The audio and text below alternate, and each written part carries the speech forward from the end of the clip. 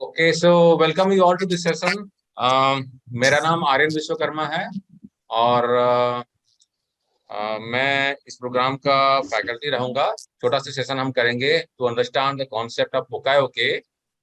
पोकायोके जिसे कि इंडस्ट्री में हम अलग अलग नामों से जानते हैं, तो क्या कॉन्सेप्ट है पोकायोके का और क्यों इंडस्ट्री के लिए इम्पोर्टेंट है, कैसे एज ए प्रोफेशनल हम इसको यूज करें, कंपनियों को क्यों यूज करना चाहिए, क्या बेनिफिट होता है, क्या टाइप्स वगैरह होते हैं इसके, हम इसको थोड़ा सा ब्रीफ में इस सेशन में जानेंगे। ठीक है ना। उसके पहले कुछ लोग हो हाँ सकता है कि फार्मर पहली जैसे। बार जुड़ रहे हो प्रोग्राम में, तो उनके लिए थोड़ा सा मैं बैकग्राउंड कर देता हूँ क्वालिटी हब इंडिया के बारे में, ताकि सबको क्वालिटी हब इंडिया के बारे में पता हो। तो हमारी organization quality hub India and nice academy private limited, हम बेसिकली ट्रेनिंग, कंसल्टेंसी और प्रोजेक्ट मैनेजमेंट सर्विसेज में हम लोग डील करते हैं। And we have online training programs also, online training program, classroom training program, दूसरे तरह के बाकी consultancy services on various aspect हम करते हैं। हमारा विजन जो है to become world's leading training and consulting organization to improve the work, to improve the way organization works. तो हमारे जो क्लाइंट है, क्लाइंट के लिए कस्टमाइज सॉल्यूशन प्रोवाइड करना, उनके ट्रेनिंग नीड को फुलफिल करना, उनके लोगों की कॉम्पिटेंसी को इन्हांस करना थ्रू इनोवेटिव सॉल्यूशंस, ये हमारा एम रहता है। ठीक है। And we are into different kind of services. अगर आपकी कंपनी में कुछ रिक्वायरमेंट होगी तो आप हमें कॉन्टेक्ट कर सकते हैं। फॉर एग्जांपल ट्रेनिंग सर्टिफिकेशन के लिए, कोई इम्प्रूवमेंट प्रोजेक्ट ड्राइव करना है, quality circle, kaizen, 5S, lean, six sigma, किसी भी लेवल का सिक्स सिग्मा का सर्टिफिकेशन या प्रोजेक्ट को ड्राइव करना है, या ऑपरेशनल एक्सीलेंस के प्रोग्राम को रन करना है, we will be help means happy to help you out in that. और सिस्टम इम्प्लीमेंटेशन करने के लिए consulting 9001, 14001, 45001, IIT 16949। Skills and competency development program जो एसोसिएट्स के लिए हो सकता है, वर्कर्स या स्टाफ के लिए, इंजीनियर्स के लिए हो सकता है।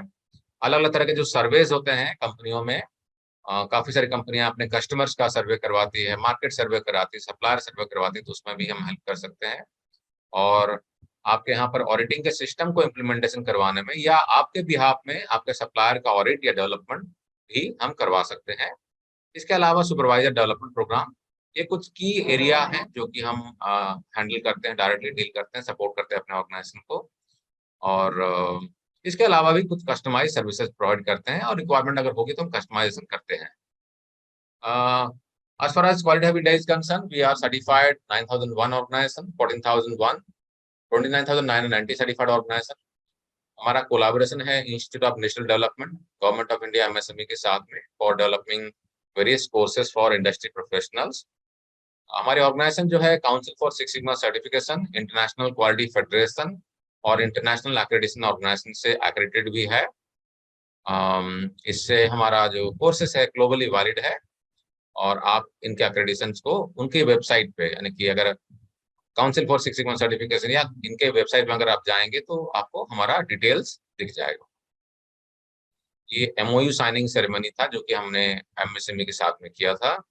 ये मेरे बारे में थोड़ा बैकग्राउंड है। बेसिकली ये मैकेनिकल इंजीनियर, और मैंने सिक्स सिग्मा पे black belt, master black belt किया। मैं lead auditor in various systems and certified trainer, certified coach. दो किताबें मैंने लिखी है। एक किताब है management thoughts on quality for every managers, और दूसरी किताब जो आज का सब्जेक्ट है उसी पर मैंने लिखी थी बहुत साल पहले, mistake proofing simplified an Indian perspective. तो इंडियन सिनारियो को नजर में रखते हुए मैंने एक किताब लिखी थी, मिस्टेक प्रूफिंग पोकायोके के बारे में। क्या पोकायोके कैसे इवॉल्व हुआ, क्या होता है, किस तरह के टाइप्स होते हैं, किस तरह के इसमें डिवाइसेस, इक्विपमेंट इस्तेमाल किया जाता है, कैसे सिस्टम को इम्प्लीमेंटेशन करना है किसी ऑर्गेनाइजेशन में, और बहुत सारे इसमें मोर देन 100 एग्जाम्पल्स हमने इसमें शेयर किए हैं। इंडियन अचीवर अवार्ड हमें मिला है 2021-22 के लिए, हमारे कंट्रीब्यूशन के वजह से जो हमने इंडस्ट्री को दिए हैं। ये कुछ हमारे की क्लाइंट्स हैं, और हर महीने नए नए क्लाइंट्स हमसे जुड़ते हैं, हमको सर्विसेज प्रोवाइड करते हैं। ये हमारे ऑनलाइन ट्रेनिंग और सर्टिफिकेशन प्रोग्राम है। हमारा एप्पल स्टोर में ऐप है क्वालिटी ऑफ इंडिया का, गूगल के प्ले स्टोर में भी हमारा ऐप है। आप उन ऐप को डाउनलोड कर सकते हैं, और उसके थ्रू से हमारे कोर्सेज को आप बाय करके घर बैठे पढ़ सकते हैं, सीख सकते हैं, और अपने करियर को इम्प्रूव कर सकते हैं। हजारों स्टूडेंट्स मोर देन 50-60 कंट्रीज से हमारे साथ में जुड़े हुए हैं। काफी लोगों ने कोर्सेज को कंप्लीट किया है और उसके बाद में नए कोर्सेज को खरीदते हैं। लगातार उनके कैरियर में उनको ग्रोथ मिलता है, लर्निंग होती है, कॉन्फिडेंस उनका बढ़ता है, मैनेजमेंट उनसे सेटिस्फाइड होती है और उनका जो प्रोफेशनल कैरियर है वो ग्रो करता है। तो सिक्स सिग्मा में हर एक लेवल के सर्टिफिकेशन हमारे पास में है। Yellow belt, green belt, black belt, master black belt. Courses Hindi English दोनों लैंग्वेज में अवेलेबल है। व्हाइट बेल्ट फ्री है। किसी ने अगर व्हाइट बेल्ट को नहीं लिया है कोर्स को, तो आप लॉग इन करके व्हाइट बेल्ट को फ्री में एक्सेस कर सकते हैं और सर्टिफाइड भी हो सकते हैं। आपको ई सर्टिफिकेट फ्री में मिल जाएगा। बाकी जनरली जो कोर्सेज हमारे हैं, 1500 रुपीज से नीचे के जो कोर्सेज है उसमें ई सर्टिफिकेट मिलता है और उसके ऊपर के जो कोर्सेज है तो उसमें हम हार्ड कॉपी स्टूडेंट्स के एड्रेस पे लैमिनेटेड कॉपी हम भेजते हैं। बाकी इंटरनल ऑडिटर पे काफी सारे कोर्सेस हैं। इंटरनल ऑडिटर में 9001, IITF, मेडिकल डिवाइस इंडस्ट्री के लिए ISO 13485 उसके इंटरनल ऑडिटर कोर्स है। 14001 है, 45001 है और इंटीग्रेटेड मैनेजमेंट सिस्टम का भी इंटरनल ऑडिटर का सर्टिफिकेशन प्रोग्राम है। मैनेजमेंट सिस्टम में अवेयरनेस प्रोग्राम भी है। काफी सारे लोगों का ऑडिटर नहीं बनना होता है, लेकिन उनको ऑडिटर ही बनना होता है, यानी कि अपने डिपार्टमेंट में अपने एरिया में सिस्टम इम्प्लीमेंटेशन करना होता है, तो उनके लिए अवेयरनेस प्रोग्राम है। इसके अलावा कोर टूल्स काफी लोग यूज करते हैं, इंडस्ट्री में यूज होता है और बहुत ही इंपॉर्टेंट टूल्स हैं लगभग लगभग हर एक प्रोफेशनल्स के लिए। और मैन्युफैक्चरिंग के अलावा नॉन मैन्युफैक्चरिंग इंडस्ट्री में भी काफी सारे हमारे कोर टूल्स इस्तेमाल होते हैं।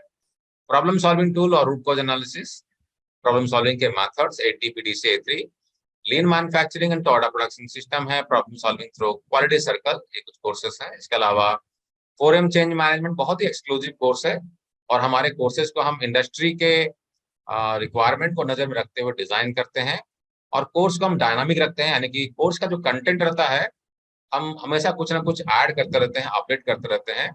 और हमारे अगर स्टूडेंट्स की कुछ रिक्वायरमेंट रहती है जो कि हमको लगता है कि रिलेवेंट है और उससे रिलेवेंट कुछ केस स्टडीज या कुछ मॉड्यूल्स और ऐड करने चाहिए, तो हम उस पर काम करते हैं जो रिलेवेंट बिल्कुल होता है। TPM का कोर्स है, TQM का कोर्स है, सर्टिफाइड क्वालिटी मैनेजर है, बहुत ही एक्सक्लूसिव कोर्स है, ASQ के साथ में अलाइंड है। और काफी सारे हमारे जो कोर्सेज हैं इसमें काफी सारे, मतलब इंडिया में इसकी अवेलेबिलिटी बहुत कम है, बहुत ही कम ही ऑर्गेनाइजेशन जो कि इस तरह के कोर्सेज करवाते हैं। जैसे कि सर्टिफाइड क्वालिटी मैनेजर है, सर्टिफाइड ऑपरेशनल एक्सीलेंस मैनेजर है, सर्टिफाइड PPC प्रोफेशनल है, सर्टिफाइड सप्लायर क्वालिटी प्रोफेशनल है, जो कि लास्ट मंथ में लॉन्च हुआ था। और एक और कोर्स लॉन्च हुआ अभी रिसेंटली, इसमें ऐड अभी नहीं किया हुआ है, सर्टिफाइड क्वालिटी इंस्पेक्टर। क्योंकि बहुत सारे इंस्पेक्टर रहते हैं जो कि अलग अलग कंपनियों में काम करते हैं, काफी सारे लोग गल्फ में जाके काम करते हैं और वहां पर इंस्पेक्शन का काम करते हैं। तो उनके लिए बहुत ही इंपॉर्टेंट कोर्स है जिसमें कि इंस्पेक्शन के लिए काफी जो इंपॉर्टेंट एट्रीब्यूट्स होते हैं उसमें वेल्डिंग से रिलेवेंट और उसके टेस्टिंग से रिलेवेंट काफी इंपॉर्टेंट एस्पेक्ट्स को हमने कवर किया हुआ है। मिनिटैब एक्सपर्ट है, 5S एक्सपर्ट है, काइजन एक्सपर्ट्स है। ये भी बहुत एक्सक्लूसिव कोर्सेज है और काफी कम ऑर्गेनाइजेशन इस तरह कोर्सेज करवाती हैं। अगर आपको किसी ऑर्गेनाइजेशन में एक्सक्लूसिवली अगर 5S काइजन को अगर ड्राइव करना है, लीन को अगर ड्राइव करना है, तो कैसे करेंगे, कैसे सिस्टम को बनाएंगे, डेवलप करेंगे, टीम फॉर्मेशन करेंगे, सारी चीजें एंड टू एंड आपको बताई जाती है with case studies. Value stream mapping है, बेसिक स्टैटिस्टिक्स और एडवांस स्टैटिस्टिक्स है, लीडरशिप डेवलपमेंट प्रोग्राम है और बेसिक्स ऑफ क्वालिटी मैनेजमेंट है। ये कुछ कोर्सेज है जिस पर भी काम चल रहा है। Certified production professional, cost management techniques, industrial management, safety management और certified process and product auditor. YouTube channel आप लोग का साथ काफी सालों से बना हुआ है और हम कोशिश करते हैं कि कुछ फ्री में भी आप लोगों के लिए कुछ ना कुछ हम लेके आए। और हम हमेशा महीने में कम से कम 3-4 वीडियोस हम अपलोड करते रहते हैं हमारे क्वालिटी हब इंडिया चैनल में, जिसमें कि क्वालिटी, लीन, सिक्स सिग्मा और बिजनेस मैनेजमेंट और लीडरशिप से ऊपर काफी सारे वीडियो मॉड्यूल्स रहते हैं हिंदी इंग्लिश में। इसके अलावा हमारा एक दूसरा चैनल है टेक्निकल हब इंडिया, जहाँ पर के टेक्निकल वीडियोस हैं। थर्ड चैनल हमारा है ज्ञान ज्ञान ज्योति इंडिया, जिसमें स्पिरिचुअल कंटेंट्स हैं। तो ज्ञान ज्योति इंडिया में भी करीबन करीबन 1,40,000 सब्सक्राइबर हैं और क्वालिटी हब इंडिया में 3 लाख प्लस सब्सक्राइबर है। आप लोगों का बहुत बहुत धन्यवाद, आप लोगों ने सपोर्ट किया है, ऐसे आप साथ देते रहिएगा। और अपने जो कमेंट रहते हैं, आप वीडियो को देखने के बाद में यूट्यूब में आप कमेंट भी डाल सकते हैं कि अगर आपको कुछ एक्सक्लूसिव कंटेंट चाहिए, कुछ एक्सक्लूसिव चीजें चाहिए, तो आप वहाँ पर लिख सकते हैं। जो रेलेवेंट हो पाता है हम जरूर उस पर काम करने की कोशिश करते हैं। ये हमारा ऑफिस है, और जैसा कि मैंने बताया था, इंडियन अचीवर अवार्ड मिला है हमें 2021-22 के लिए, हमारा जो कंट्रीब्यूशन था नेशनल बिल्डिंग में। और इसके अलावा ग्लोबल एजुकेशन अवार्ड हमें मिला 2022 में। और इंडस्ट्री आउटलुक मैगजीन ने टॉप 10 मैन्युफैक्चरिंग कंसल्टेंट के तौर पे वर्ल्ड ऑफ इंडिया को आइडेंटिफाई किया था। आप लोगों का बहुत बहुत धन्यवाद सारे सपोर्ट के लिए। अब आते हैं हम हमारे जो आज का जो कंटेंट है उस पर आते हैं। कॉन्सेप्ट को समझने के बाद में लास्ट में हम छोटा सा एक क्वेश्चन एंड सेशन रखेंगे, और आपके जो क्वेश्चंस रहेंगे, सुझाव रहेंगे इस पोकागो प्रोग्राम के बारे में जो आप भी ले रहे हैं, या इसके अलावा कोर्स के बारे में किसी का अगर कुछ क्वेरी वगैरह हो तो भी आप पूछ सकते हैं लास्ट। दोस्तों, ये मिस्टेक प्रूफिंग जो कॉन्सेप्ट है, पोकागो कॉन्सेप्ट है, बहुत ही इंपॉर्टेंट है। और इंडस्ट्री जो है हमेशा इवॉल्व होते रहा है।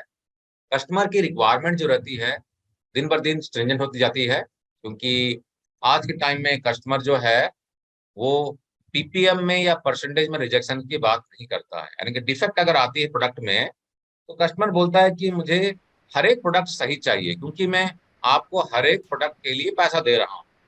फॉर एन एग्जाम्पल, आप मैन्युफैक्चरर का छोड़ दीजिए कि आप साबुन खरीद रहे हैं या कार खरीद रहे हैं, बाइक खरीद रहे हैं, एसी खरीद रहे हैं, बड़ी कंपनियां हैं। हम आज इंडिविजुअली बात कर लेते हैं। आप सपोज मार्केट में गए कुछ खरीदने के लिए, आपने मोबाइल खरीदा या शैम्पू खरीदा या पेन खरीदा। छोटा सा एग्जाम्पल ले लेते हैं पेन का ही। पेन आपने खरीदा और आपने 5 रुपए में पेन खरीदा, पेन में कुछ डिफेक्ट निकला। एक कंपनी का पेन था, आपने पेन के कंपनी को कॉल किया और कंप्लेन किया कि सर इसमें ये डिफेक्ट है, ठीक है ना। अगर कंपनी बोलता है आपको, सर मैं तो लाखों पेन बनाता हूँ, एक पार्ट डिफेक्ट हो गया, ठीक है ना, एक पार्ट में डिफेक्ट आ गया, चलेगा, ये चला लीजिए आप, तो क्या आप उसको एक्सेप्ट करेंगे? उस कॉन्सेप्ट को एक्सेप्ट करेंगे? उसके लॉजिक को एक्सेप्ट करेंगे? आप एक्सेप्ट नहीं करेंगे, क्योंकि आपने उस पेन की कीमत दी हुई है। आपको इससे मतलब नहीं है कि कस्टमर जो है कितना प्रोडक्ट बनाता है ना, कि वो 1,000 पार्ट बना रहा है या 1 लाख बना रहा है या 50 लाख बना रहा है या 100 करोड़ बना रहा है। आपने जो पैसा दिया है, आपकी रिक्वायरमेंट है कि उस पैसे के हिसाब से आपने जो प्रोडक्ट प्रोडक्ट खरीदा है वो प्रोडक्ट सही मिले आपको, ठीक है ना, ये आपका हक भी है। उसी उसी तरह से अगर सोचते हैं, तो जो आपका कस्टमर है, चाहे आप उससे छोटा सा पार्ट आपसे खरीद रहा हो, या कोई प्रोसेस आप करके दे रहे हो, प्लेटिंग कर रहे हो, आप पेंटिंग कर रहे हो, आप छोटा सा वेल्डिंग कर रहे हो, आप स्टाम्पिंग कर रहे हो, फोर्जिंग कर रहे हो, कास्टिंग कर रहे हो, आप बेरिंग सप्लाई कर रहे हो, ग्रीस सप्लाई कर रहे हो, आप कुछ भी सप्लाई कर रहे हो किसी भी ऑर्गेनाइजेशन को, तो ऑर्गेनाइजेशन आपको हर एक प्रोडक्ट के लिए पैसा देता है कि नहीं? कस्टमर आपको पैसा देता है, तो कस्टमर आपसे डिफेक्टिव मटेरियल क्यों लेगा? इसीलिए आज इंडस्ट्री में जीरो डिफेक्ट पे बात होती है, यानी कि बात होती है कि डिफेक्ट फ्री मटेरियल चाहिए। और डिफेक्ट फ्री करने के लिए काफी सारे कॉन्सेप्ट इस्तेमाल होते हैं। उसी में से एक इंपॉर्टेंट कॉन्सेप्ट है ओका यूके। ओका यूके जो है, ये जापानीज वर्ड है, ठीक है ना। ओका यूके जापानीज वर्ड है। इसका प्रोनाउंसिएशन जो होता है ओका यूके, ठीक है। इसको अगर हम लोग ब्रेक करते हैं समझने के लिए इसका मीनिंग क्या है, जापानीज में यूकेरी का मतलब होता है अवॉइड, ओका का मतलब होता है मिस्टेक, यानी कि मिस्टेक को अवॉइड करना। सिंपल सा जापानीज का ये एक शब्द है, ठीक है ना। इसका मतलब होता है कि मिस्टेक को अवॉइड करो, ठीक है। अब हमारे लिए क्या जापानीज वर्ड, इसलिए हमको थोड़ा सा डिफरेंट लग रहा है। इस कॉन्सेप्ट को, हालांकि ऐसी बात नहीं है कि मिस्टेक प्रूफिंग या मिस्टेक को अवॉइड करना ये किसी और कंट्रीज में नहीं चल रहा था। सैकड़ों सालों से लोग इस कॉन्सेप्ट को इस्तेमाल करते हैं, लेकिन उसे पुकायो के नहीं कहते हैं या मिस्टेक प्रूफिंग नहीं कहते हैं। लेकिन हम अपने रोजमर्रा के लाइफ में ये सोचते ही हैं कैसे मिस्टेक नहीं हो, गलतियां नहीं, ठीक है ना। लेकिन अगर फॉर्मली अगर इंडस्ट्री में बात करें, तो बहुत सारी चीजें इंडस्ट्री में कॉइन की गई, उसको इवॉल्व करवाया गया एक सिस्टमैटिक तरीके से। उसमें अगर हम लोग योगदान की बात करें, तो सीजीओ सिंगो जो है, इनका बड़ा कंट्रीब्यूशन आता है पोकायो के कॉन्सेप्ट में। इनफैक्ट अगर आपको याद हो, तो सीजीओ सिंगो वही आदमी है जिन्होंने की एसएमएडी कॉन्सेप्ट भी दिया था, यानी कि single minute exchange of dice, जो कि काफी इंपॉर्टेंट कॉन्सेप्ट है लीन मैन्युफैक्चरिंग का। और सीजीओ सिंगो वही बंदे हैं जिन्होंने टोयोटा प्रोडक्शन सिस्टम को डेवलपमेंट करने में भी टोयोटा को हेल्प किया था।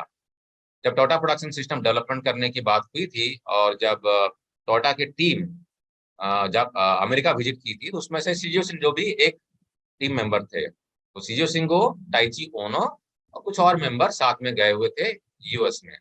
उनका काफी बड़ा योगदान है अगर टोयोटा प्रोडक्शन सिस्टम की अगर हम बात करते हैं। तो इन्होंने 1960s में इस कॉन्सेप्ट को डेवलप किया था, ठीक है ना। अब चीजों को डेवलप करने में, इवॉल्व होने में टाइम तो लगता ही है, तो धीरे धीरे करके ये चीजें इवॉल्व होती गई और अब ये इस रूप में हम इसको जानते हैं। तो टेक्नोलॉजी जो होता है इवॉल्व होता रहता है, और आज के टाइम में हम बात कर रहे हैं इंडस्ट्री 4.0 की बात कर रहे हैं। आने वाले दिनों में शायद इंडस्ट्री 5.0 की बात करेंगे। हालांकि इंडस्ट्री 4.0 2011 में ही आ गया था, लेकिन अब 2022 में हम बात कर रहे हैं इंडस्ट्री 4.0 की। तो बहुत सारी चीजें हैं जो कि डिजिटाइजेशन हो रहा है। बहुत सारी चीजों में हम मतलब इनोवेशन कर रहे हैं, टेक्नोलॉजी का हम इस्तेमाल कर रहे हैं, क्योंकि जितना हम ह्यूमन डिपेंडेंट रहेंगे। तो शिंजो शिंगो ने ही इस कॉन्सेप्ट को, यानी कि पोकाइगो कॉन्सेप्ट को इन्होंने डेवलप करवाया था, इवॉल्व करवाया था, ठीक है। और इसका मतलब क्या होता है पोकाइगो का? मिस्टेक प्रूफिंग, यानी कि ऐसा बनाओ सिस्टम कि मिस्टेक हो ही नहीं, अगर इंसान चाहे तो भी गलती नहीं हो, ठीक है ना। तो ये बेसिकली पर्पस होता है। लेकिन अगर पॉसिबिलिटी को खत्म करना है, अच्छी बात है, अगर नहीं हो पा रहा है तो क्या करेंगे? तो बोलता है कि फिर ऐसा बनाओ कि at least easily detected and corrected, यानी कि पहले तो करो ऐसा काम कि mistakes are impossible to be made. Design ही ऐसा कर दो, प्रोडक्ट का डिजाइन या प्रोसेस का डिजाइन ऐसा कर दो so that it is impossible to make the mistakes. But if that is not possible, then what should be the next strategy? The next strategy should be to make the or to design the process in such a way so that it is easier for us to detect the problem, detect the causes, or in the worst scenario, detect the defect. है ना? एक तो होता है cause का detection, दूसरा होता है कॉज का सॉरी डिफेक्ट का डिटेक्शन। वैसे अगर मैं बात करूं इम्प्रूवमेंट की, तो उसमें हम 3 लेवल में मोस्टली बात करते हैं। पहला होता है प्रिवेंशन ऑफ द कॉज। जिस कॉज के वजह से प्रॉब्लम आ रही है उस कॉज को प्रिवेंट कर दो, खत्म कर दो, कि आई वो कॉज ही नहीं आए। अगर कॉज को प्रिवेंट नहीं कर सकते हैं, then the next step should be detecting the cause, कि कॉज को डिटेक्ट करो। और अगर कॉज को भी डिटेक्ट नहीं कर पा रहे हैं, then your third step should be to detect the defect, कि एटलीस्ट डिटेक्ट को हम डिफेक्ट को डिटेक्ट कर ले, मतलब पकड़ ले उसको। ये हमारा अप्रोच होना चाहिए। अब बात करते हैं कि हम जो बात कर रहे हैं मिस्टेक प्रूफिंग की, यानी कि मिस्टेक को हम प्रूफ करेंगे, ऐसा सिस्टम बनाएं कि मिस्टेक नहीं आए। तो इसमें जो हम बात कर रहे हैं एरर की, मिस्टेक्स की, होता क्या है आखिर? What exactly is a mistake? So deviation from what is correct, right और ट्रू, है ना। There is a standard everywhere, there are some systems which is made by or developed by people, by the organization, and we have to follow those standards. Something is not happening as per the standard, that's a mistake, है ना। कुछ अगर standard के हिसाब से नहीं हो रहा है, somebody is not following some set rules, that means he is making a mistake. तो जो भी डेविएशन है, जो कि करेक्ट प्रोसीज्योर्स है, उसके बाहर चला जा रहा है। फॉर एग्जाम्पल 2 पार्ट लगा के असेंबली करना था, 1 पार्ट लगा दिया, पार्ट को उल्टा लगा दिया, क्या है? जो स्टैंडर्ड नॉर्म है उसके गलत कुछ कर रहा है, तो हम क्या बोलेंगे? मिस्टेक। अब इस मिस्टेक को प्रूफ करना है, मतलब ऐसा कुछ करो कि मिस्टेक हो ही नहीं, ठीक है ना। अगर हम बात करते हैं ओल्ड वे, तो पुराना ट्रेडिशनल वे में हम लोग क्या करते थे, है ना। ट्रेडिशनल वे में क्या होता था, किसने अगर गलती किया तो उसको झाड़ लगाई, स्कोल्ड पीपल, झाड़ लगा दिया, बड़ा बेकार काम कर रहा है तू, अगली बार करेगा तो तेरा सैलरी काट लूंगा, मैं नौकरी से निकाल दूंगा, है ना, वगैरह वगैरह वगैरह। तो नॉर्मली क्या होता है, झाड़ना एक कॉमन तरीका होता था। हालांकि अभी भी बहुत सारी कंपनियां जो कि नए कॉन्सेप्ट को नहीं जानती है, नए प्रैक्टिसेस को नहीं फॉलो करती है, उनमें अभी भी चलता है कि गलतियां होती रहती है, उसको बार बार बुलाते हैं, झाड़ लगाते हैं। अगली बार करोगे 5 रुपया काट दूंगा, अगली बार करोगे 10 रुपया काट दूंगा। वो बंदा समझ नहीं पाता कि मैं करूं क्या, मेरे को पैसा तो काट रहे हो, अच्छी बात है, लेकिन मैं करूं क्या, मुझे वो तो बता ही नहीं रहे हो, ठीक है ना। क्योंकि बहुत बार होता क्या है, उनको पता ही नहीं होता है, या उनका थॉट प्रोसेस उस लेवल में मैच्योर ही नहीं होता है कि आप एक्सपेक्ट करो कि वो कर ले। ये मैनेजमेंट की रिस्पॉन्सिबिलिटी होती है कि जो वर्कर्स हैं या जो एसोसिएट्स हैं उनको ट्रेन किया जाए, और सिस्टम इक्विपमेंट को ऐसे डिजाइन किया जाए with which it is impossible to make any mistake. That is not the responsibility of the workers. It is the responsibility of the middle management and the top management to design the process, to design the product, design the system, and hand over the system to the workers and supervisors to manage them properly. और उसके लिए भी उनको educate करना और training करने की जरूरत पड़ती है, ठीक है ना। तो स्कोल्ड करना, रिट्रेन करना and tell them to be more careful, और उनको बोलना कि भाई अगली बार से ध्यान देना। इससे होगा क्या, कुछ हद तक ये काम करता है, लेकिन ये फुल प्रूफ मेथड नहीं है, तो उनको पता ही नहीं है कि आगे करना क्या है। न्यू वे क्या है, training and motivation, easy way to do a job. Job को इतना इजी बनाओ, इतना परफेक्ट बनाओ, इस हिसाब से डिजाइन करो सो दैट आदमी को सोचना नहीं पड़े, हम वर्कर पर डिपेंडेंट नहीं रहे। सिस्टम ऐसा बनाए ताकि वो चाहे तो भी गलती नहीं हो पाए, क्योंकि मैन पावर एट्रिशन एक बहुत बड़ा इशू है इंडस्ट्री का। लोगों को रिटेन करना बहुत बड़ा इशू है। आए दिन लोग छोड़ के जाते रहते हैं। किसी को यहाँ पर 500 रुपए की सैलरी मिल रही है, किसी को 1000 रुपए की सैलरी मिल रही है पर डे का, या जो भी है, किसी को 10,000 की सैलरी मिल रही है, 11,000 मिलता है, छोड़ के चला जाता है। वहां से फिर 12,000 मिला, छोड़ के चला गया, 15,000 मिला, छोड़ के चला गया। तो आदमी बहुत जल्दी जल्दी चेंज होते रहते हैं, ठीक है ना। तो एम्प्लॉय को रिटेन करना बहुत टफ जॉब होता है। तो रिटेन तो करना है, उनको मोटिवेट करना है, ट्रेनिंग करना है, वो सब तो करना ही है, लेकिन पैरेलली जो मैनेजर्स होते हैं उनका ये जॉब भी बनता है कि हम ऐसा सिस्टम बनाएं कि प्रॉब्लम नहीं आए, ठीक है ना। इसके लिए हम लोग मिस्टेक प्रूफिंग कॉन्सेप्ट का हम इस्तेमाल करते हैं। Potential for human error can be dramatically reduce, इससे हम काफी कम कर सकते हैं। What exactly is mistake proofing? Mistake proofing is the activity of awareness, detection and prevention of mistakes. यानी कि हम क्या करेंगे, इसमें प्रिवेंशन करेंगे, साथ ही साथ जहां पॉसिबिलिटी है डिटेक्शन का सिस्टम लगाएंगे और लोगों को अवेयरनेस भी देंगे। इससे होगा क्या, आवर कस्टमर एंड कंज्यूमर्स, उनको डिफेक्ट फ्री मटेरियल मिलेगा, और एम्प्लॉइज को क्या होगा, उनका सेटिस्फैक्शन बनेगा, and they won't be facing any injury, they will be working in a safe environment, and there would be less waste in the system. Waste मतलब हम जानते हैं मुदा, है ना। हमारे लीन मैन्युफैक्चरिंग में हम कॉन्सेप्ट इस्तेमाल करते हैं मुदा का, 3M का, muda, mura and muri, these are basically waste. तो वेस्ट को हम मिनिमाइज करने की कोशिश करते हैं, ठीक है ना। जब हम बात करते हैं awareness, detection and prevention, what exactly is that? Awareness का मतलब होता है हम लोगों को अवेयरनेस देंगे, उनको बताएंगे क्या क्या हो सकता है प्रॉब्लम, कैसे उसको अवॉइड करना है, वगैरह वगैरह। डिटेक्शन में क्या करेंगे, अगर कुछ प्रॉब्लम हो रही है तो उसको पकड़ना या कॉजेस को भी पकड़ना। और प्रिवेंशन की अगर बात करते हैं तो not allowing the possibility for the mistake to occur in the first place. Prevent करना, हम जानते हैं preventive action, corrective action.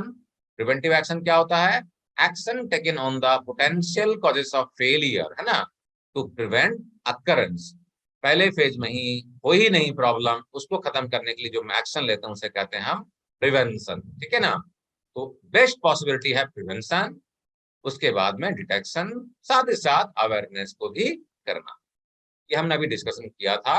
Traditional way में हम करते थे टिपिकली क्या, लोगों को झाड़ना, लोगों को समझाना, मोटिवेशनल टॉक देना, भाई ध्यान करो, केयरफुल रहो, ये प्रॉब्लम होती है, वो प्रॉब्लम होती है। कुछ हद तक काम करता है, लेकिन ये लंबे समय तक काम नहीं करता है, ठीक है ना।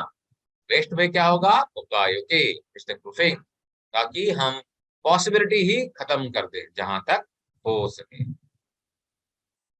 आप जानते हैं कि जब पोकायोके की हम बात करते हैं तो सबसे पहला पोकायोके जो कि फॉर्मली रजिस्टर्ड है, अब चूंकि हमने बात किया सीजीओ सिंगो का, तो उन्होंने इस्तेमाल किया था। तो क्या किया था, कैसे किया था और क्यों किया था, इसका थोड़ा बैकग्राउंड जानते हैं, ठीक है ना। तो सीजीओ सिंगो एक कंपनी में एक प्रोसेस को ऑब्जर्व कर रहे थे। उन्होंने क्या देखा, in the old method a worker began by taking two springs out of a large part box and then assembled a switch. Switch का असेंबली करता था वर्कर, और उसको स्विच का असेंबली में 2 स्प्रिंग का इस्तेमाल करना होता था। एक बॉक्स था, बॉक्स में बहुत सारे स्प्रिंग भरे हुए थे, उसमें से 2 स्प्रिंग लेगा, स्विच में डालेगा, असेंबली करके रख देगा। लेकिन बहुत बार ऐसे कंप्लेन आती थी कि एक स्प्रिंग ही लगा हुआ है, यानी कि एक स्प्रिंग मिसिंग है। कभी कभी तो ऐसे भी केसेस हुए थे कि दोनों के दोनों स्प्रिंग ही नहीं लगे हुए थे। अब इसका क्या करें, ठीक है ना, ये प्रॉब्लम थी, तो किसी को समझ में नहीं आ रहा था। तो सीजो सिंघो ने क्या किया, एक मिस्टेक प्रूफिंग किया। बहुत ही सिंपल तरीका है, कुछ भी हाई फंडा नहीं है। क्या किया उन्होंने, उन्होंने क्या किया, वर्कर जो था, जो असेंबली करता था, उसके सामने में एक एम्प्टी प्लेट रख दिया। एम्प्टी प्लेट के बगल में उनका असेंबली करने का स्टेशन है यानी कि स्विच का, और उसके बगल में जो बॉक्स है जिसमें कि स्प्रिंग रखा हुआ है। अब उनको क्या बोला गया कि जब भी आप स्विच को लोगे असेंबली करने के लिए, तो साथ ही साथ दो स्प्रिंग निकालो और उसको प्लेट में रख दो। अब उसके बाद में स्विच को जब असेंबली कंप्लीट करोगे तो देखो कि दोनों के दोनों स्प्रिंग जो है स्विच में लगे हैं कि नहीं लगे। अगर प्लेट खाली है इसका मतलब हो गया कि आपने दोनों स्प्रिंग इसमें लगा दिया है। तो एक सिंपलेस्ट तरीका था, इसमें नहीं कोई सेंसर लगाया है, ना कोई बजर सिस्टम लगाया हुआ है ना, इस तरह से कुछ भी नहीं लगाया है, ना कोई इलेक्ट्रॉनिक डिवाइसेस। एक सिंपल तरीका से उन्होंने शुरुआत किया था। हालांकि इसके करने से भी क्या हुआ, प्रॉब्लम खत्म हो गया, क्योंकि स्विच का असेंबली करने के बाद में एक नजर डालता था कि भैया प्लेट खाली है कि नहीं है, और स्विच को लेने से पहले दो स्प्रिंग निकाल के प्लेट में रख देता था, ठीक है ना। तो ये सिंपल तरीका भी काम कर गया और प्रॉब्लम ये खत्म हो गई। ये था पहला ओकायो डिवाइस, ठीक है ना। तो new procedure completely eliminated the problem of the missing spring, ये प्रॉब्लम खत्म। अब जानते हैं, हमने बेसिक थोड़ा जान लिया पोकायो होता क्या है। अब चूंकि ये छोटा सा ब्रीफ सेशन है, इसलिए हम चीजों को ब्रीफली ही जानेंगे। तो हमने जाना कि पोकायो होता क्या है, कैसे इवॉल्व किया, क्यों इंपॉर्टेंट है, किसने इसका डेवलपमेंट किया या इन्वेंशन किया, हम किस क्रेडिट देते हैं उसको बारे में जाना। फर्स्ट पोकायो डिवाइस क्या है जाना। अब जानते हैं हम कैटेगरी ऑफ पोकायो की। तो अगर ब्रॉडली अगर बात करें कैटेगरी ऑफ पोकायो की, इसको हम दो कैटेगरी में डिवाइड कर सकते हैं। Mister Shivam Tiwari, you are having any Yes, question? sir. Yes, sir. Please, can you explain again previous page? क्या? Sir, can you explain previous page? Previous page कौन सा है, ये वाला? Ye- Yes, sir. I didn't understand about this issue. ठीक है, मैं team में से किसी को रिक्वेस्ट करूंगा जिन्होंने अभी सुना है, कोई एक्सप्लेन करेगा इसको। Anybody would like to explain? Yes, sir. Sir, I can explain, sir. हाँ मिस्टर अभिषेक, ये टेल मी। ये पोका योका का ये शुरुआती सिस्टम है जिन्होंने अपना सिंगो साहब ने किया था। तो इसमें से स्प्रिंग के साथ वो स्विच भी उठाना होता था और स्प्रिंग को प्लेट में रख देना होता था और फिर उसको फिट करना होता था। तो इससे होता क्या था कि प्लेट खाली हो जाता था तो उसे फिल हो तो उसे पता लग जाता था कि हमने स्प्रिंग को फिट कर दिया है। बिल्कुल सही है। तो यहाँ पर बेसिकली प्रॉब्लम ये था कि जो स्विच की असेंबली होती थी उसमें फील्ड yes, से sir. कुछ कंप्लेन आता था कस्टमर से कि स्विच में स्प्रिंग Hmm. लगा नहीं है या एक ही स्प्रिंग लगा हुआ है, ठीक है ना। Yes, इसको sir. खत्म करने के लिए उन्होंने क्या किया, एक प्लेट को रख दिया और ऑपरेटर को बोला गया कि Yes, इसको sir. असेंबली करने से पहले दो स्प्रिंग को उठा के आप प्लेट में डालोगे, और उसके बाद में दोनों प्लेट में Okay, से sir. एक एक स्प्रिंग लेना है, स्विच में असेंबली कर देना है। और जब स्प्रिंग असेंबली करने के बाद में स्विच को जब आप उनके बॉक्स में डालोगे, एक नजर डाल दो एम्प्टी प्लेट, मतलब प्लेट में। प्लेट अगर खाली है Yes, इसका sir. मतलब आपने दोनों स्प्रिंग को असेंबली कर दिया है, कर दिया. Okay, है sir. ना।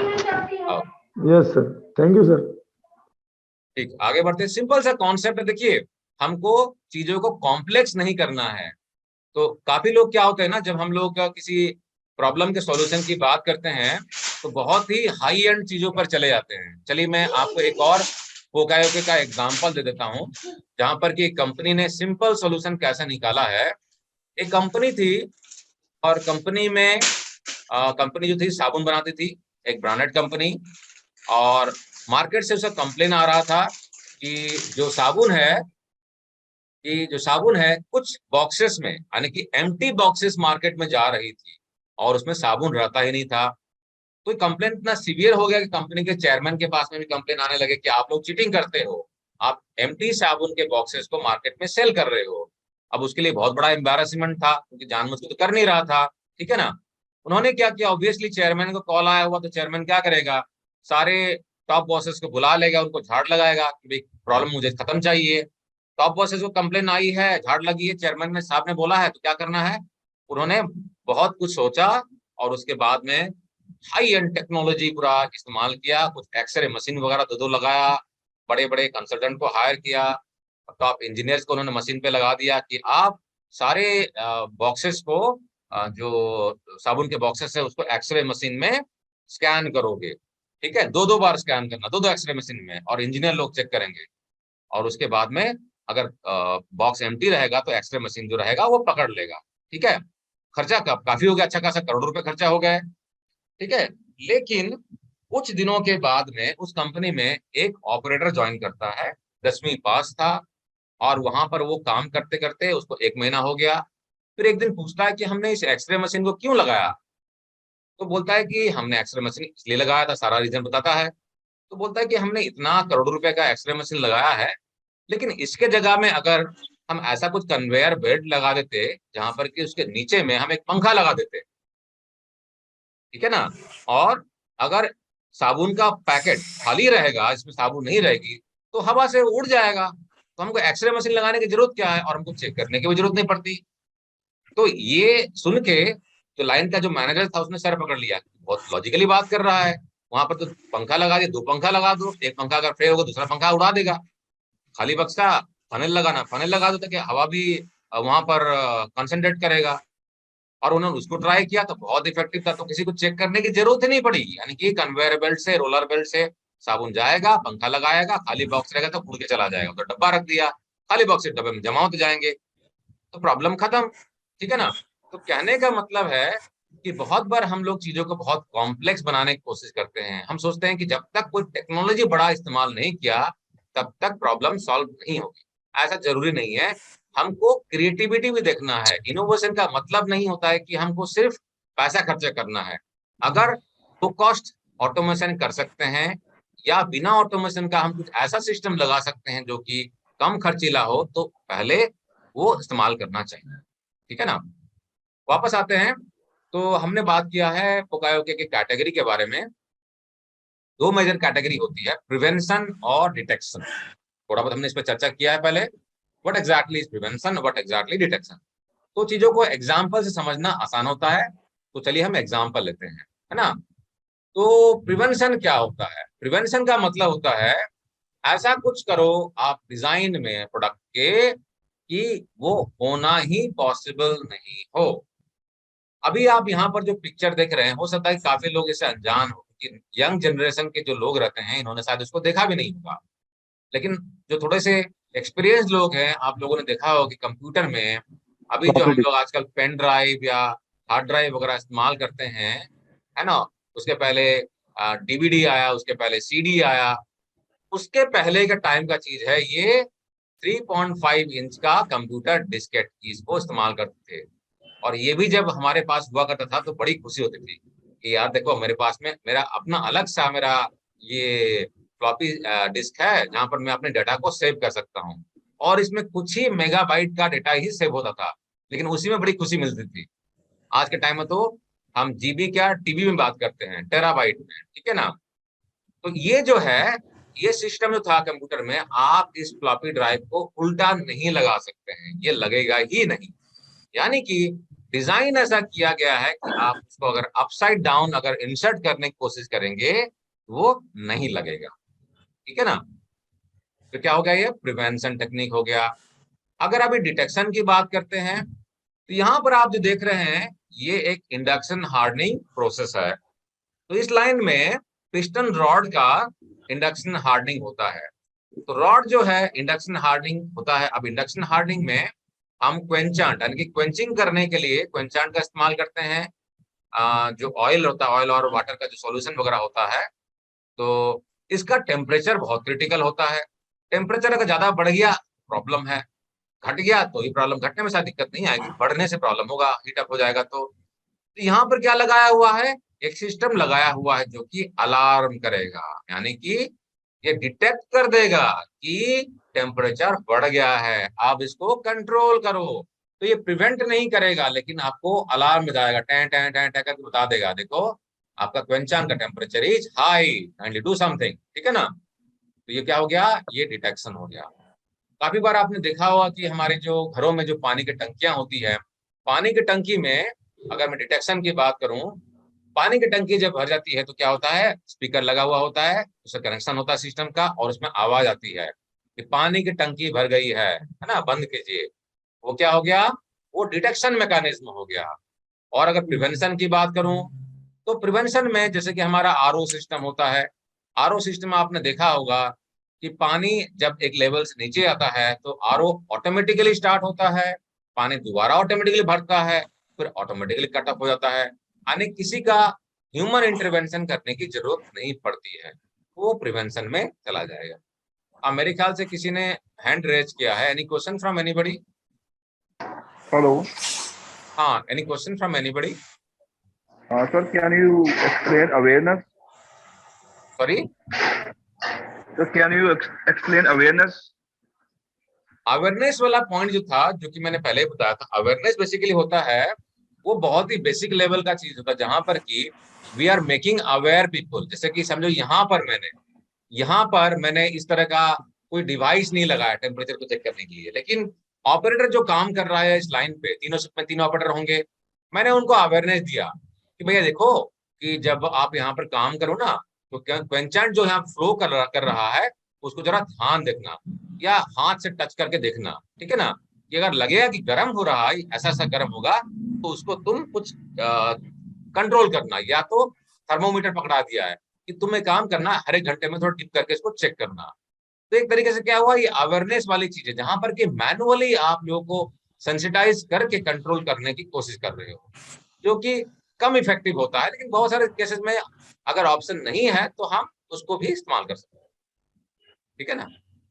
I hope your question is answered. Okay, sir. Okay, thank you. आगे बढ़ते हैं। अब बात करते हैं कि हम इंस्पेक्शन पर रिलाई क्यों नहीं करते हैं, हम पोकायोको की क्यों बात कर रहे हैं। क्या हम इंस्पेक्शन करके कंट्रोल नहीं कर सकते हैं? डिफेक्ट निकलेगा तो निकलने दो, क्या प्रॉब्लम है, इंस्पेक्शन कर लेंगे। हमारे पास में तो इंस्पेक्टरों की फौज है ना। हमारे पास में रिसिप्ट इंस्पेक्शन है, इन प्रोसेस इंस्पेक्शन है, पेट्रोलिंग इंस्पेक्टर है, फाइनल इंस्पेक्टर है, और भी लगा रखा हमने, डॉक ऑडिट करते हैं, ये करते हैं, वो करते हैं ना। इंस्पेक्टर हवलदारों की फौज है, वो सारे पकड़ लेंगे। तो इंस्पेक्शन इफेक्टिव नहीं है क्या? ये सवाल मेरा आप लोगों के लिए है, बताइए। नहीं है सर, इतना ज्यादा नहीं है। लेकिन इंस्पेक्टर तो सारे कंपनी में होती है ना। इंस्पेक्शन हम सैंपलिंग बेस पे करेंगे, आगे सैंपलिंग बेस में पकड़ में आगे नहीं आए तो फिर वो कस्टमर एंड पे जाएगा। सर इंस्पेक्शन सैंपलिंग पे होता है, और सैंपलिंग में अगर कोई प्रोडक्ट पकड़ में नहीं आया तो डायरेक्ट कस्टमर से मीट करेगा, और 100% सैंपलिंग करना किसी भी कंपनी के लिए पॉसिबल नहीं होता है सर, भले कितने भी ज्यादा इंस्पेक्टर हो। लेकिन अगर एग्जांपल के तौर पे सर हाँ बोलिए सर, लेकिन इंस्पेक्टर पे हमें डिपेंड नहीं रहना, हमें तो प्रोसेस को मैन इंडिपेंडेंट बनाना है। वो तो ये सही कंपनियों है, का व्यू। वो तो करना ही है, बिल्कुल सही बोल रहे हैं आप। लेकिन मेरा सवाल ये है कि इंस्पेक्शन तो हम करते हैं, इंस्पेक्शन क्या इफेक्टिव नहीं है? बहुत बार आपने देखा हो कंपनियों में, जब इंस्पेक्टर कुछ गलती करता है तो सुपरवाइजर या इंजीनियर आकर उसको झाड़ लगाता है कि सही से इंस्पेक्शन करना नहीं आता है, तू यहाँ पर खड़ा है, चेक करता है, फिर भी कैसे चला गया डिफेक्टिव मटेरियल, होता है कि नहीं होता है? हाँ जी, हाँ जी। ठीक है ना। एक छोटा सा एक्सरसाइज करते हैं यहाँ पर। हाँ, 1 मिनट होल्ड कीजिएगा। एक छोटा सा एक्सरसाइज करते हैं। यहाँ पर आप जो स्लाइड पर देख रहे हैं ना, 2 ब्लैक कलर के जो बॉक्सेस है, कुछ स्टेटमेंट लिखा हुआ है इसमें, document control is critical for example, ठीक है ना, सबको दिख रहा है। तो ये जो सबको दिख रहा है, अभी छोटा सा एक्सरसाइज ये है कि आपको मैं 2 मिनट का टाइम देता हूं, और आपको काउंट करना है कि इन दोनों बॉक्सेस में लेटर आई जो है कितनी बार है। कोई बोलेगा नहीं, ठीक है ना। अपना अपना काउंट करें, और काउंट करने के बाद में आंसर अपने पास में रखिए, जब मैं पूछूंगा तब बताइएगा। तो 2 मिनट का टाइम आपके पास में है, आपका टाइम स्टार्ट होता है अब।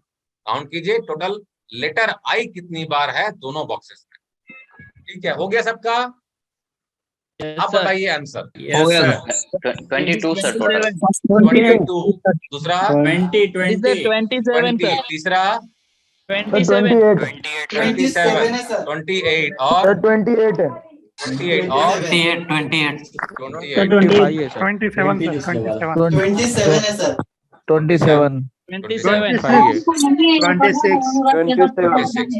27 होल्ड कीजिए, आगे बताने की जरूरत नहीं है। देखिए कितना इसका आंसर कितना है मुझे भी नहीं मालूम है, लेकिन पर्पस वो नहीं था। पर्पस ये है कि अभी जो सेशन अटेंड कर रहे हैं सब लोग, सारे के सारे लोग जो हैं सीनियर लेवल में हैं, एक्सपीरियंस्ड हैं, इंजीनियर हैं, प्रोफेशनल हैं, ठीक है ना। डिफरेंट है और हाँ, और क्या है, अगर अभी आप लोग देखें तो आप लोगों का जो आंसर है सब लोगों ने गलत बताया मतलब सब लोगों ने अलग अलग बताया, तो आंसर तो एक ही सही होगा, है कि नहीं। इसका मतलब कितने सारे गलत आंसर हमने बताया। तो हम जब आराम से संडे को घर पर बैठ के कंप्यूटर पे, है ना, काउंटिंग करने वाला काम में अगर हम लोग गलती कर सकते हैं, सिंपल सा टास्क है, तो हम कैसे एक्सपेक्ट करते हैं कि 8 घंटा शॉप फ्लोर में गर्मी में खड़े होके जो इंस्पेक्टर या जो प्रोडक्शन का बंदा जो काम कर रहा है वो इंस्पेक्टर नहीं करेगा। डेफिनेटली नॉट सर, है ना। तो पर्पस यही है कि हम उनका कंडीशन भी समझे और उनका लाइफ को बेटर बनाए, मतलब हम सिस्टम को ऐसा बना के उनको दें और ऐसा सिस्टम को डेवलप करें ताकि गलतियां नहीं हो। एज फार एज पॉसिबल हम उसको ह्यूमन इंटरवेंशन से खत्म कर दें, ताकि आदमी की जरूरत पड़े भी तो वो क्रिएटिविटी लाए, कुछ डिफरेंट करे। जो रूटीन के मोनोटोनस एक्टिविटीज हैं उसमें हम टेक्नोलॉजी का सहारा ले, ठीक है ना, ऐसा कुछ करें। अभी जो मैंने पंखा लगाने वाली बात की थी वो भी एक तरीके का टेक्नोलॉजी है, लेकिन क्या खर्चा है, कुछ भी नहीं है, सिंपल सा खर्चा है और मेरा काम भी बन गया, ठीक है ना। इस तरीके का चीजों का हम इस्तेमाल करें कंपनी में इंप्रूवमेंट करने के लिए, तो पर्पस ये है, ठीक है। आगे बढ़ते हैं।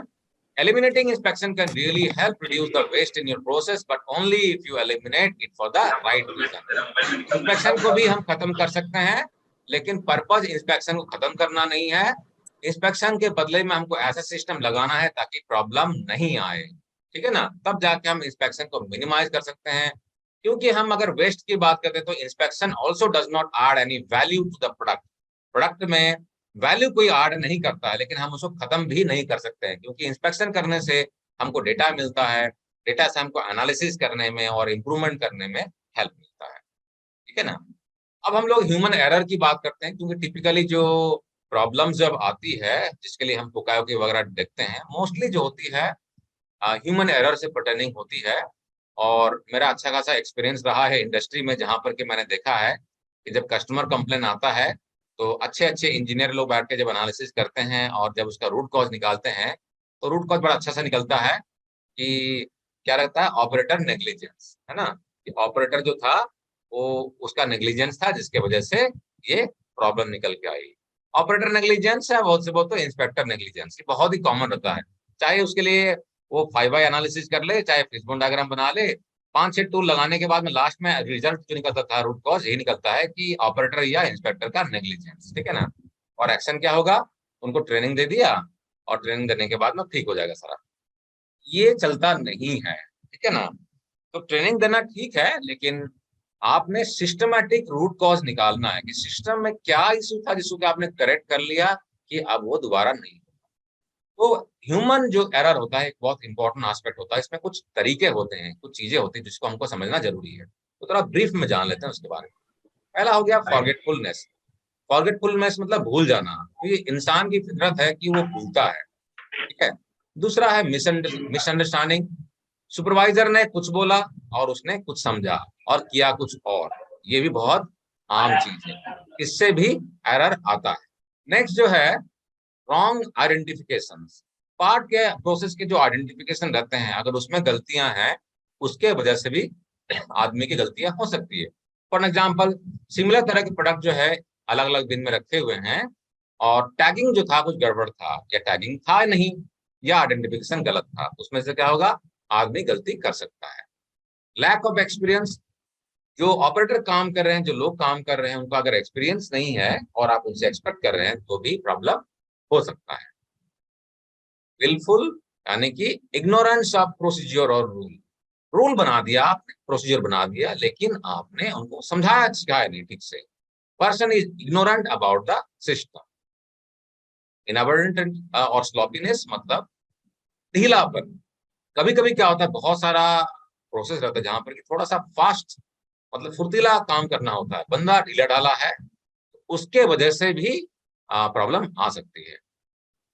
लोलीनेस, स्लो काम करना, स्लो प्रोसेस को करना, उसके वजह से ही प्रॉब्लम हो सकता है। 3 लोग काम कर रहे हैं, 4 लोग काम कर रहे हैं सेम प्रोसेस पे, कुछ पार्ट को लोड करना है, टाइट करना है, कुछ भी करना है, 2 लोग फास्ट हैं, एक बंदा स्लो है, उसके वजह से ही प्रॉब्लम हो सकता है।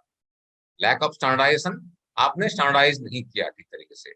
4 फास्टनर लगाना था, 4 नट लगाना था, M10 का है, M12 का है, M14 का है, M16 का, अलग अलग लगा दिया, उसके वजह से भी गलतियां हो सकती है। तो जहां तक हो सके स्टैंडर्डाइज कर दीजिए। सरप्राइज, ऐसा कुछ काम है जिसमें कि कुछ अचानक से होता हो तो ऑपरेटर को गलतियां कर सकता है वहां पे। इंटेंशनल, ये भी होता है। बदमाशी, बॉस ने झाड़ लगा दी, अब ऑपरेटर ने बोला चल मैं भी देखता हूं तू कैसे आराम से बैठता है, कल तो एक कंप्लेन आएगा, तेरे को झाड़ पड़ेगी तुम्हारे बॉस से, और जानबूझ के वो कुछ गलतियां करके छोड़ देगा कस्टमर के पास। कंप्लेन आएगा प्लांट हेड के पास में, प्लांट हेड उसको बुलाएगा बॉस को झाड़ लगा, और ये देख के उसको मुस्कुराएगा कि देखो मैंने बदला ले लिया। ऐसे केसेस भी हो सकते हैं, नॉट नेसेसरली, लेकिन चांसेस बनते हैं। इंटेंशनल, इंक्रीमेंट नहीं दिया, सैलरी नहीं बढ़ाए, जानबूझ के ऑपरेटर को बदमाशी करेंगे। ऑपरेटर ही नहीं, कोई भी कर सकता है, सुपरवाइजर भी कर लेगा। और बहुत सारे ऐसे केसेस होते हैं जहां पर कि मिस्टेक प्रूफिंग के सिस्टम लगाए भी रहते हैं, लेकिन उसको बाईपास करके भी काम किया जाता है, क्योंकि प्रोडक्टिविटी को बढ़ाना है, क्योंकि उसमें एक्स्ट्रा कुछ करना पड़ रहा है, तो बाईपास कर दो। तो ये भी होता है, ठीक है ना। तो सर ये एक बार और रिपीट कर देना सर। किसको? ये 5 नंबर के बाद एक बार और रिपीट कर देना सर। विलफुल मतलब इग्नोरेंस होता है, मालूम नहीं है। स्लॉपीनेस मतलब ढीलापन, स्लोलीनेस मतलब स्लो काम करना, लैक ऑफ स्टैंडर्डाइजेशन मतलब स्टैंडर्डाइज नहीं किया हुआ चीजें, अचानक से सरप्राइज में कुछ काम हो रहा है, उससे भी आदमी घबरा जाता है, गलती कर सकता है। और इंटेंशनल मतलब जानबूझ के बदमाशी करना, ठीक है, ऐसे चांसेस एक भी। सर स्लोपीनेस और स्लोवीनेस में डिफरेंस क्या है? मीनिंग तो एक ही हुआ, एक ढीलापन और एक स्लो काम कर रहा है, दोनों चीज एक ही हुई। देखो ढीलापन मतलब आदमी थोड़ा ढीला ही है, स्लोलीनेस मतलब स्लो कर रहा है because of some other reason, ठीक है ना। ओके अब ओके। हाँ, वो हो सकता है। कुछ लोग रखते हैं उनका मतलब, अब ऐसा बोलना तो नहीं चाहिए, लेकिन होते हैं कुछ लोग वो उतने राइट। फुर्तीले नहीं होते हैं, कुछ लोग कभी कभार होते हैं, ठीक है ना, वो रीजन भी हो सकता है। Thank you sir. पोकायोके के प्रिंसिपल जानते हैं, ये इम्पोर्टेंट है। ये अल्टीमेटली आपको ये हेल्प करेगा कि हम किस तरीके से चीजों को पोकायोके कर सकते हैं, आइडियल सिनेरियो क्या है, बेस्ट तरीका कौन सा है, और नेक्स्ट लेवल ऑप्शंस क्या होता है। इसमें अगर हम लोग देखें तो यहाँ पर हम 6 मिस्टेक प्रूफिंग प्रिंसिपल के बारे में बात करने जा रहे हैं। पहला जो है the best possible option, elimination. Second is replacement, third is prevention, fourth is facilitation, fifth is detection, and sixth is mitigation, ठीक है ना।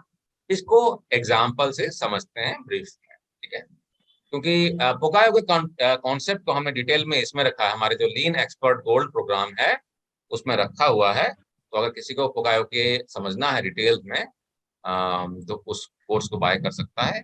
वैसे हमारे प्लान में है हम मिस्टेक प्रूफिंग पोकायो के ऊपर एक्सक्लूसिव एक और कोर्स भी लॉन्च करेंगे। तो अभी जो आज कंटेंट आप देख रहे हैं, शायद इसका उस जो मेन कंटेंट का 1/20 पार्ट होगा, थोड़ा सा हिस्सा है, बाकी डिटेल में कंटेंट रहेगा कि कैसे कैसे हम उसको प्लान करें, कैसे टीम फॉर्मेशन करें, कैसे एग्जीक्यूट करें, और बहुत सारी चीजों के अलग अलग एग्जाम्पल्स, केस स्टडीज, आइडेंटिफिकेशन करने के तरीके, वो सारे उस कोर्स में रहेंगे, ठीक है ना। लेकिन उस पर काम बाद में होगा, अभी कुछ और प्रोजेक्ट पे काम चल रहा है। पहला देख लेते हैं प्रिंसिपल जो है एलिमिनेशन। अच्छा पॉसिबिलिटी है, ये बहुत बढ़िया है अगर इसको आप कर पाए। इसमें क्या होता है कि आप प्रोडक्ट को रीडिजाइन कर दें इस तरीके से कि जो हो रहा है, जिस पार्ट की जरूरत पड़ रही है, जिस काम को करने की जरूरत पड़ रही है, वो जरूरत ही खत्म हो जाए। तो उससे क्या हो जाएगा, एलिमिनेट हो जाएगा, यानी कि वो मिस्टेक होगा ही नहीं। एग्जाम्पल से समझते हैं, ठीक है। वॉशरूम सबको मालूम होगा, सिंपल एग्जाम्पल है। वॉशरूम में अक्सर क्या होता है, लोग जाते हैं, लाइट ऑन करते हैं, या बहुत बार आपने देखा हो कि इस तरह के जो टैप वगैरह रहते हैं, पानी इस्तेमाल करते हैं, फॉसेट करते हैं इसको, तो इसको भी ऑन कर दिया, और उसके बाद में बंद करना भूल जाते हैं और इस्तेमाल करके चले गए। लाइट ऑन है और ऑन ही रह गया, पानी निकल रहा था, पानी निकलता रह गया, तो बहुत वेस्ट होता है।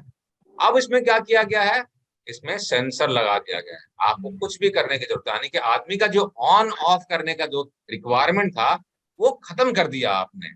आदमी अंदर आएगा, लाइट ऑन हो जाएगी, जहां जहां ट्रैवल करेगा वहां का लाइट ऑन होता चला जाएगा, सेंस करता रहेगा, यानी कि मोशन सेंसर रहेगा। उसी तरीके से हाथ आप यहाँ पे लगाएंगे, पानी ऑटोमेटिकली स्टार्ट हो जाएगी, कुछ देर तक चलेगी, आपने हाथ हटाया, पानी बंद हो जाएगा। इसमें क्या किया आपने, एलिमिनेशन कर दिया एक पर्टिकुलर एक्टिविटी। अगर आप प्रोडक्ट डिजाइन या प्रोसेस डिजाइन में चेंज करके अगर ये कर पाए तो ये बेस्ट पॉसिबिलिटी रहती है। सेकंड जो हमारा प्रिंसिपल है ये है रिप्लेसमेंट। रिप्लेसमेंट मतलब क्या हो गया कि एग्जिस्टिंग जो मेरा तरीका है, I would be replacing that process with some substitute process. ठीक है ना, मतलब कुछ मैंने ऑल्टरनेटिव लगाया, कुछ डिफरेंट प्रोसेस लगा दिया। काफी बार क्या होता है, हम मैनुअल प्रोसेस का इस्तेमाल करते हैं, उसकी जगह मैंने क्या किया, रोबोट किया। बहुत सारे आप ऑटोमोटिव इंडस्ट्री में देखेंगे कि जहां पर टिपिकली जो स्पॉट वेल्डिंग होती है सीट मेटल के पार्ट्स में, मैनुअली स्पॉट वेल्डिंग करने में बहुत सारे स्पॉट्स रहते हैं और गलतियां होने के चांसेस रहती है कि कुछ ना कुछ स्पॉट छूट जाएगा। तो आज के टाइम में बहुत सारे रोबोट्स का इस्तेमाल किया जाता है अलग अलग इंडस्ट्री में, जहां पर कि प्रोग्राम किया हुआ रहता है और रोबोट गलतियां नहीं करता। गलतियां इन द सेंस कि वो स्पॉट भूलेगा नहीं, अपने जगह पे लगाएगा, जितना स्पॉट लगाना है वो लगाएगा। बाकी कुछ चीजें करनी पड़ती है, ड्रेसिंग व्रेसिंग, हालांकि उसमें ड्रेसिंग वगैरह भी ऑटो ड्रेसिंग वगैरह हो जाती है। ठीक है ना, तो रोबोटिक या ऑटोमेशन जो होता है ये आपका replacement of the existing process with a better process, आप ये कर सकते हैं। फॉर एग्जांपल है कि आपको कहीं पर कुछ डिस्पेंसर लगाना था, बहुत जगह में क्या होता है एडहेसिव लगाना होता है या कुछ और ग्लू लगाना होता है, तो उसमें ऑटो डिस्पेंसर आपने लगाया हुआ है, तो कितना अमाउंट में निकलना चाहिए, कहाँ पर निकलना चाहिए, वो भी ऑटोमेटिकली होता है। बहुत सी जगह में सिमिलर तरीके से मिग वेल्डिंग के लिए भी लगाए जाते हैं। मिग वेल्डिंग के लिए क्या बोलते हैं, रोबोट्स लगाए जाते हैं या स्पेशल पर्पस मशीन बनाए जाते हैं, एसपीएम, जहाँ पर कि एक पर्टिकुलर वो पैटर्न में अपना काम करता होता है, तो वो भी एक एग्जाम्पल है। इसके अलावा आपने इस तरह से डिस्पेंसर देखे होंगे फूड स्टोर में। नेक्स्ट जो है प्रिवेंशन। ठीक है, प्रिवेंशन में क्या होता है, डिजाइनिंग द प्रोडक्ट और process so that it is impossible to make a mistake, मतलब मिस्टेक को प्रिवेंट करने के लिए आप डिजाइन बनाते हैं। इसमें बहुत सारे केसेस होते हैं जहां पर कि लिमिट स्विचेस का इस्तेमाल करते हैं, ताकि पार्ट अगर उल्टा लग गया या गलत लग गया या गलत पार्ट आ गई तो उसको वो चेक करके लाइन से हटा देता है। ठीक है ना, ये प्रिवेंशन का एग्जाम्पल हो जाएगा। काफी सारे इस तरह के एग्जाम्पल्स होते हैं जहां पर कि एफएमसीजी में या मास मैन्युफैक्चरिंग वाले लाइन में काफी इस्तेमाल किया जाता है। ऑप्टिकल सेंसर्स होते हैं, जैसे कि जो हमारे कोल्ड ड्रिंक्स मैन्युफैक्चरिंग कंपनी होते हैं, बहुत लाखों की संख्या में कोल्ड ड्रिंक्स बनते हैं, न्यूज़पेपर के प्रिंटिंग होते हैं या चिप्स के पैकेट वगैरह बनते हैं, तो मैनुअल यहाँ वहां पर इंस्पेक्शन हो नहीं पाएगा, पॉसिबिलिटी नहीं रहती है। तो लाइन पर अलग अलग जगहों पे अलग अलग ऑप्टिकल सेंसर या ऐसे लिमिट स्विचेस वगैरह लगाए रहते हैं जो कि चेक करता रहता है अलग अलग फीचर्स को। फास्टनर इंडस्ट्री में भी काफी इस्तेमाल किया जाता है और वो पर्टिकुलर फीचर को चेक करके उसको वो मतलब एक्शन, ये भी एक और एग्जाम्पल है, इसको हम अभी स्किप करते हैं। ठीक है, नेक्स्ट जो हो गया वो हो गया हमारा फैसिलिटेशन। फैसिलिटेशन मतलब क्या होता है, यहाँ पर आप फैसिलिटेट करते हैं, ऐसे टेक्निक का इस्तेमाल करते हैं जिससे काम करना आसान होता है। गलतियों को करने में आप मतलब जो चांसेस रहती है, जो प्रोबेबिलिटीज रहती है, उसको आप कम करते हैं कि प्रोबेबिलिटीज को कम कर देंगे। उसके लिए हम क्या करते हैं, काफी सारी जगहों में आपने देखा होगा कि अलग अलग मशीनों को, अलग अलग चीजों को हम कलर कोडिंग करते हैं। तो आपने इस तरह का कलर कोडिंग देखा होगा, बहुत सारे हमारे जो इलेक्ट्रिकल डिवाइसेस रहते हैं उसमें अलग अलग तरह के जो केबल्स रहते हैं उसको कलर कोडिंग किए रहते हैं। तो यहाँ पर आप देख सकते हैं कि यहाँ पर रेड, येलो और व्हाइट कलर का कलर कोडिंग है, और इक्विपमेंट में भी सिमिलर तरह के नॉब्स हैं। तो मैचिंग करने में क्या होगा, इजी रहता है, ये ह्यूमनली बहुत आसान रहता है कि वो कलर को मैच कर ले। अगर इसी की जगह हम अगर 1 2 3 या अल्फा बीटा गामा लिखते हैं और इसमें हम लिखते हैं अल्फा बीटा गामा, तो फिर भी थोड़ा प्रॉबिलिटी रहता है, लेकिन जो विजुअल रहता है, कलर वाला रहता है, ये बहुत अट्रैक्टिव रहता है और ये काफी आसान रहता है। ठीक है ना, इस तरीके से हम बहुत सारे तरीकों का इस्तेमाल करते हैं जो कि फैसिलिटेशन के कैटेगरी में फॉलो करते हैं। फैसिलिटेशन का एक और एग्जांपल यहाँ पर है, जिसमें कि आपने देखा हो कि हमारे जो हाईवे पे अलग अलग तरीके के जो हमारे माइलस्टोन के जो लगे रहते हैं कलर कोडिंग, ये भी एक तरीके से लोगों को फैसिलिटेट करता है, समझने के लिए, जानने में आसानी होती है। इसमें अलग अलग कलर कोड इस्तेमाल किए जाते हैं, जैसे कि येलो स्ट्रिप वाला जो होता है, जो पहला देख रहे हैं आप, मुंबई लिखा हुआ है, इस तरह के नेशनल हाईवे में लगाए रहते हैं। ग्रीन स्ट्रिप वाला जो रहता है, ये स्टेट हाईवे में इस्तेमाल होते हैं। ब्लैक स्ट्रिप वाला जो रहता है, ये सिटी वगैरह में या डिस्ट्रिक्ट के रोड में इस्तेमाल होता है। और गाँव में हम ऑरेंज वाले स्ट्रिप का इस्तेमाल करते हैं। इससे क्या होता है, आदमी को समझने में आसान होता है, दूर से देख के पता चलता है कि अब मैं स्टेट हाईवे में आ गया, अब मैं नेशनल हाईवे में आ चुका। ठीक है। नेक्स्ट जो है हमारा पांचवा, ये है डिटेक्शन। डिटेक्शन में क्या होता है, डिटेक्ट करना, पकड़ना। ठीक है। सो identify a mistake before further processing occurs so that the user can quickly correct the problem। यानी कि हम यहाँ पर डिटेक्ट कर रहे हैं। हालांकि डिटेक्शन में भी हम detecting the cause, detecting the defect दोनों कर सकते हैं। अगर डिटेक्टिंग द कॉज कर लें, that is much better than detecting the defect. Cause को जब हम पकड़ लेंगे तो कॉज को फिर हम लोग ठीक कर सकते हैं, तो आपका डिफेक्ट जनरेशन होगा ही नहीं। लेकिन जब हम डिफेक्ट को डिटेक्ट करते हैं, इसका मतलब क्या, defect has already been generated, so there is some loss to the organizations already। आपका रिजेक्शन हो ही गया, so there is probabilities of part getting mixed up with the okay parts and there is also probabilities of part passed on to the customer। ठीक है ना। तो पहली possibility आपको होनी चाहिए detecting the cause, if possible. उसके लिए भी हम बहुत सारे सेंसर वगैरह का हम इस्तेमाल कर सकते हैं, है ना। एक कॉन्सेप्ट होता है बिल्ट इन सेल्फ टेस्ट, जिसमें कि बिट्स सिस्टम का हम इस्तेमाल करते हैं, जहां पर कि लाइन पर इस तरह के सेंसर वगैरह लगाए रहते हैं, जो कि अलग अलग फीचर्स को चेक करते हैं। जैसे कि हमने अभी बात किया था फास्टनर्स इंडस्ट्रीज में, या बहुत सारे एफएमसीजी के इंडस्ट्री में बहुत ही प्रोमिनेंटली इस्तेमाल होता है। एक और एग्जांपल है डिटेक्शन का, आप लोगों ने स्पॉट वेल्डिंग में काउंटर वगैरह देखा होगा, मशीनिंग वगैरह में काउंटर आपने देखा होगा, जहां पर कि पार्ट का वो काउंटिंग करता है। इंसर्ट वगैरह हो रही है, इंसर्ट लगाते हैं, कोई टूल लगा रहे हैं, उसका में भी काउंटर लगा रहता है, कितने पार्ट इससे बन गए हैं, ताकि आप इंसर्ट को चेंज करने का या जो भी टूल्स वगैरह इस्तेमाल कर रहे हैं उसको आप चेंज कर पाए, जो फ्रीक्वेंसी आपने सेट किया। और सिक्स जो है वो है मिटिगेशन। मिटिगेशन क्या हो रहा है, आप यहाँ पर ज्यादा कुछ नहीं कर पा रहे हैं, प्रॉब्लम होगी, ये लास्ट ऑप्शन है, लेकिन जो इम्पैक्ट होगा उसका, आप इम्पैक्ट को कम करने की कोशिश करेंगे। ठीक है ना। जैसे कि आपने देखा होगा कि सर्किट बोर्ड्स वगैरह में क्या होता है, फ्यूजेस वगैरह लगा रहते हैं, जनरली इलेक्ट्रिकल कंपाउंड में फ्यूज होता ही है। यानी कि अगर ओवरलोड हो गया तो पहले क्या होगा, फ्यूज उड़ जाएगा, तो बाकी मेरा जो इक्विपमेंट रहेगा वो सेफ होगा। लाइन बंद पड़ गई तो मुझे ऑटोमेटिकली इंफॉर्मेशन मिल जाएगा कि लाइन बंद पड़ गई है, तो मैं फ्यूज चेक करूंगा, समझ जाऊंगा कि ओवरलोड हुई है। ठीक है। फिर मैं एक्शन लूंगा। यानी कि क्या कर रहा है, minimizing the effect of mistakes, mistakes के इफेक्ट को कम करने की हम कोशिश कर रहे हैं। तो इसमें भी काफी सारे और भी हम एग्जांपल्स इस तरीके से ले सकते हैं। ये हमारा 6th एग्जांपल हो गया। तो हमने 6 तरीके से हमने देखा स्टेप बाय स्टेप किस तरीके से आप काम कर सकते हैं। एक्सक्यूज मी सर, हाँ, मिनिमाइज द डिफेक्ट सर, एक बार एक्सप्लेन कर देंगे। मिनिमाइजिंग मतलब क्या होता है, मिनिमाइजिंग का मतलब होता है कि मिटिगेशन में कि आप प्रॉब्लम को क्रिएट होने से नहीं रोक रहे हैं। जैसे कि अगर ओवरलोडिंग हो रही है तो ओवरलोडिंग होने को आप कम नहीं कर रहे हैं, लेकिन ओवरलोडिंग होने के वजह से जो इम्पैक्ट होता है, आपका पूरा का पूरा इक्विपमेंट जल जाता, तो आपने जलने से रोक लिया। आपने क्या किया, फ्यूज एक लगा दिया, तो फ्यूज उड़ गया। तो फ्यूज छोटा सा है, 50 पैसे का, 1 रुपए का है, आप उसको रिप्लेस कर देंगे तो आपका दोबारा सिस्टम चल जाएगा।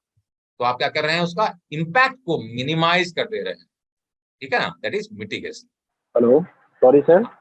हाँ जी सर, एलिमिनेशन और रिप्लेसमेंट में क्या डिफरेंस है? इसमें एलिमिनेशन और रिप्लेसमेंट में बताया ना मैंने एग्जांपल के साथ। एलिमिनेशन मतलब आपने डिजाइन चेंज किया, डिजाइन आपने चेंज किया कि उस एक्टिविटीज को करने की जरूरत ही नहीं पड़ेगी। ठीक है। रिप्लेसमेंट मतलब क्या किया, आपने कुछ ऑल्टरनेट प्रोसेस का इस्तेमाल किया, आपने एक्टिविटी को खत्म नहीं किया है। वेल्डिंग कर रहे थे, वेल्डिंग ही कर रहे हैं, लेकिन जो मैनुअली वेल्डिंग कर रहे थे अब आपने उसकी जगह में रोबोट किया। So you are replacing the existing process with a new one. ठीक है। हेलो। हाँ जी। हेलो सर मुझे वो फैसिलिटेशन का जरा ये कर देंगे, मुझे एक्सप्लेन थोड़ा। फैसिलिटेशन का मतलब होता है फैसिलिटेट करना ताकि चीजों को पकड़ने में आसानी हो। जैसे कि कलर कोडिंग हम करते हैं, आपने देखा होगा कि काफी सारी कंपनी में जो रॉ मटेरियल्स वगैरह आती है, बार्स वगैरह आते हैं या शीट मेटल के जो मटेरियल पैकेट होते हैं, उसमें हम लोग कलर कोडिंग करते हैं, है ना, अलग अलग कलर लगाते हैं। वो क्या है, फैसिलिटेशन होता है ताकि हमको ग्रेड्स को पकड़ने में आसानी हो, समझने में आसानी, कलर कोडिंग जो करते हैं facilitation. Okay, thank you sir. ठीक है।